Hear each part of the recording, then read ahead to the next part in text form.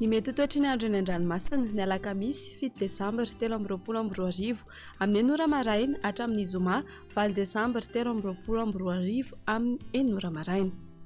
Mila tohizana hatrany ny fahamailona ho anareo mpampiasa ranomasina na tsy misy azy ny filazana fampitandremana. Ho an'ny morontsiraka Atsinanana, tanjon'ny Bobaomby hatrany amin'ny tanjon'ny Angotsy, anorana tandrifin-drahona mahalana, ho avy atsimo Atsinanana ny rivotra ka ho 7 hatramin'ny 9 km isan'ora.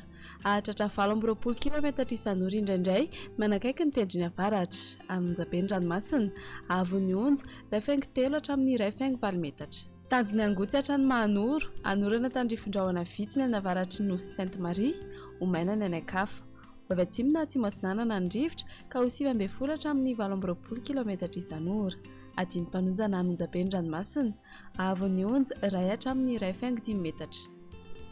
Mahanoratra ny Taolagnaro, anorana tandrifin-drahona mitsitokotoko, ho avy Atsinanana na atsimo Atsinanana ny rivotra ka ho 7 hatramin'ny 9 km isan'ora.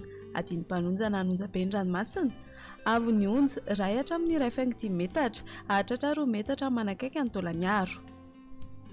Taolagnaro hatrany amin'ny tanjon'ny Vohimena, Ibalika ny masoandro, ho avy Atsinanana na atsimo Atsinanana ny rivotra ka ho 9 km isan'ora.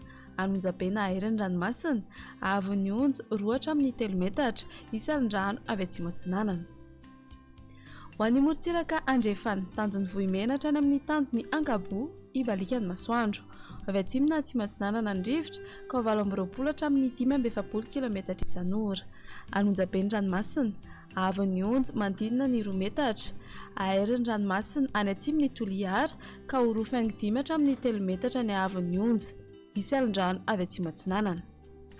Tanjon'ny Ankabo hatrany amin'ny tanjon'ny Vilanandro, Ibalika ny masoandro, ho avy atsimo ny fitsokan'ny rivotra ka ho 7 hatramin'ny 20 km isan'ora. Adiny mpanonja ranomasina, Avon'ny Onja mandinina ny 2 metatra. Tanjon'ny Vilanandro hatrany Analalava, anorana tandrifin-drahona mety 2 kotrika indraindray, iovaova fitsokan'ny rivotra ka ho 7 hatramin'ny 9 km isan'ora. Hodonina adiny mpanonja ranomasina, Anonjabe rehefa ao anaty oram-baratra. Avon'ny Onja 8.4 hatramin'ny 2 metatra, ahatratra 2.5 hatramin'ny 2 metatra indraindray.